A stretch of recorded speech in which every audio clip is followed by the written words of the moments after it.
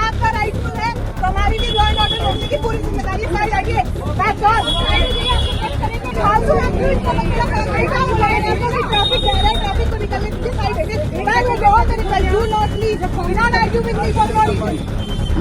ACP Anamika जी, मीनू जी जो IPS है वो रील बनाने में मशहूर थी और उनके सहकर्मी जितने पुलिसकर्मी थे इनके साथ अवस्थापूर्वक व्यवहार किया है कि जिस तरह का व्यवहार इतने सीनियर पुलिस पदाधिकारी द्वारा सरेआम रील बनाते हुए एक महिला का किया जा रहा था, यह काफी आपत्तिजनक है।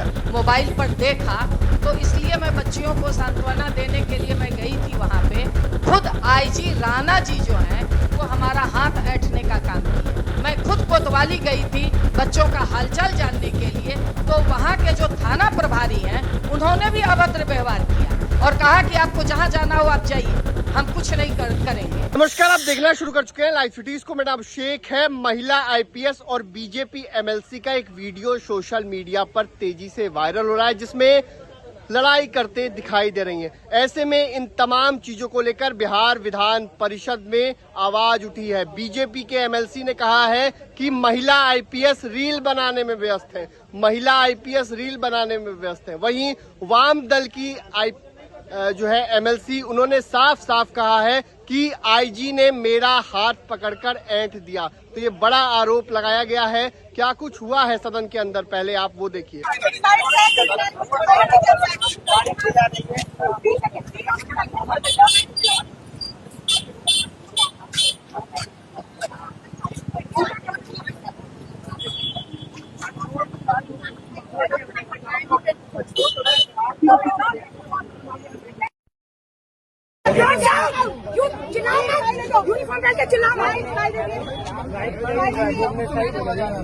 आपका राइट है, तो हमारी भी लॉ एंड ऑर्डर रोकने की पूरी जिम्मेदारी साइड आइए। ट्रैफिक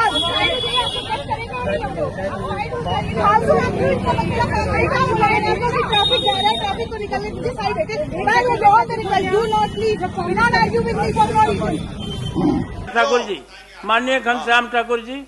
सभापति महोदय, 22 अगस्त के दिन जब सदाकत आश्रम से हमारी माननीय सदस्या अमृता भूषण जी जब आ रही थी तो वहां सड़क किनारे दोपहर में एसीपी अनामिका जी, मीनू जी जो आईपीएस है वो रील बनाने में मशहूर थी और उनके सहकर्मी जितने पुलिसकर्मी थे इनके साथ अवस्थापूर्वक व्यवहार किया है।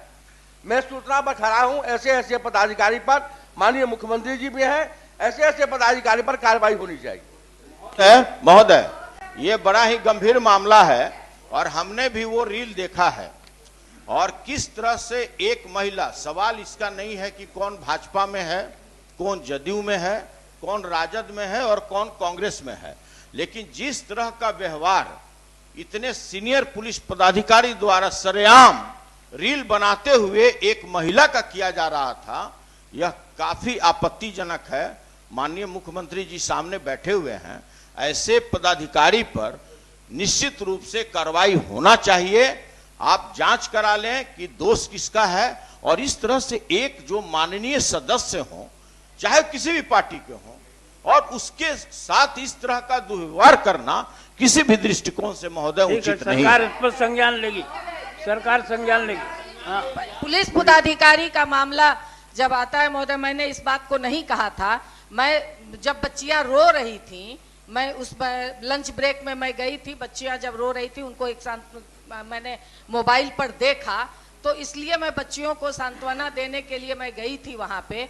खुद आईजी राणा जी जो हैं वो हमारा हाथ ऐंठने का काम किए हैं। हमारी हाथ अभी भी फुली हुई है। मैंने इस बात को नहीं कहा, वो खुद आईजी राणा ने हाथ ऐंठ, मैं इस बात को नहीं ला रही थी कि चलिए ये सारी चीजों को ना कहा जाए, मगर जब ये बात आई है तब मैं कह रही हूँ। और जब मैं कोतवाली गई थी, मैंने विजय जी से बातचीत भी की, जब बच्चे पकड़े गए थे, उन्हें मारा जा रहा था, मैं खुद कोतवाली गई थी बच्चों का हालचाल जानने के लिए, तो वहां के जो थाना प्रभारी हैं उन्होंने भी अभद्र व्यवहार किया और कहा कि आपको जहां जाना हो आप जाइए, हम कुछ नहीं करेंगे। इस तरह का अभद्र व्यवहार जो पुलिस पदाधिकारियों का हो रहा है, और कल कल सदन के अंदर, नहीं 1 मिनट, सदन के अंदर, उस सदन की बात है महोदय, अधिक नहीं जो बोलिए। हमारा यही आसन से आग्रह है कि मामला 2 आ गए, अगर हम लोग सर पुरुष हैं, एक मिनट, हम लोग पुरुष हैं, 1 मिनट महोदय, हम लोग पुरुष हैं, अगर हम लोग का कोई हाथ ऐंठ दे तो मान लिया कि माना जाता है, हम लोग सिविलाइज्ड वे में है तो सब कुछ है, लेकिन एक महिला को एक पुरुष हाथ ऐंठे ऐसे सरियाम, वो भी माननीय उतने सीनियर पदाधिकारी, तो इसका भी आसन से आग्रह है कि इसका भी संज्ञान लिया जाना चाहिए महोदय। ठीक है, सरकार संज्ञान लेगी, अब नहीं। तो आपने देखा कि महिला आईपीएस और पटना आईजी पर बड़ा आरोप लगाया है, हाथ पकड़कर ऐंठ देने का आरोप लगाया गया है। विधान परिषद के सदस्यों ने यह आरोप लगाया है। आरजेडी के एमएलसी ने भी कहा है जांच होनी चाहिए, कार्रवाई होनी चाहिए। बने रहिए लाइव सिटीज के साथ, हमारे यूट्यूब चैनल को सब्सक्राइब करिए, पेज को लाइक, धन्यवाद।